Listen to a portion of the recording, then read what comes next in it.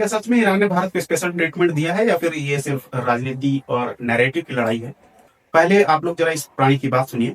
भारतीय तिरंगे लगे जहाज भारत पहुंच रहे हैं स्ट्रेट ऑफ हॉर्मुज को पार करके। शिवालिक पहुंच चुका है 45,000 मीट्रिक टन एलपीजी के साथ। ये कैसे हो रहा है, किस वजह से हो रहा है, सोच कर देखिए ना।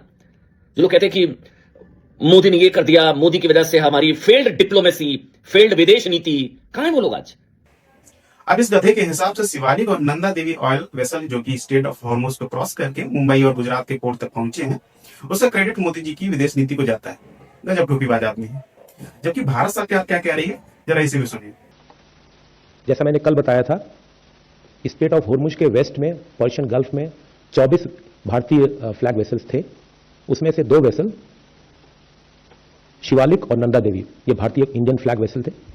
शिवालिक और नंदा देवी ये एलपीजी कैरी करते हैं, एलपीजी कैरियर्स हैं। इन्होंने आज अर्ली मॉर्निंग, देर रात में early morning straight of Hormuz cross किया सेफली और ये भारतवर्ष की तरफ बढ़ रहे हैं। भारत सरकार का कहना है कि केवल शिवालिक और नंदा देवी ऑयल को ही इजाजत मिली है। बाकी 22 से ज्यादा जहाज और 600 से अधिक क्रू मेंबर्स अभी भी खाड़ी में फंसे हुए हैं।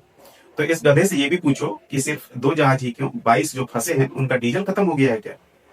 और दूसरी बात, जो 2 ऑयल शिप अभी आए हैं उनमें सिर्फ 92,700 मीट्रिक टन ही एलपीजी है, जिसमें लगभग 65 लाख सिलेंडर ही भरे जा सकते हैं। 146 करोड़ की जनसंख्या में ये तो ऊंट के मुंह में जीरा जैसा हुआ। और इसको लेकर अंधभक्त अपने पापा का कच्चा रफू करने में लगे हुए। ये वही अंधभक्त हैं जो फादरलैंड को अपना बाप बनाकर ईरान को गालियां दे रहे थे, लेकिन रसोई में खाना ईरान के द्वारा भेजे गए ईंधन से ही बनेगा।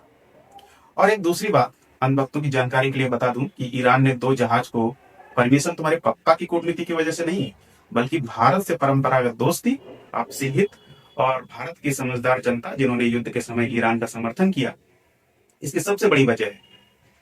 जबकि भारत के विदेश मंत्री ने साफ कहा कि कोई ब्लैंकेट डील ही नहीं हुई है, बातचीत जारी है और कुछ सकारात्मक रिजल्ट मिले हैं।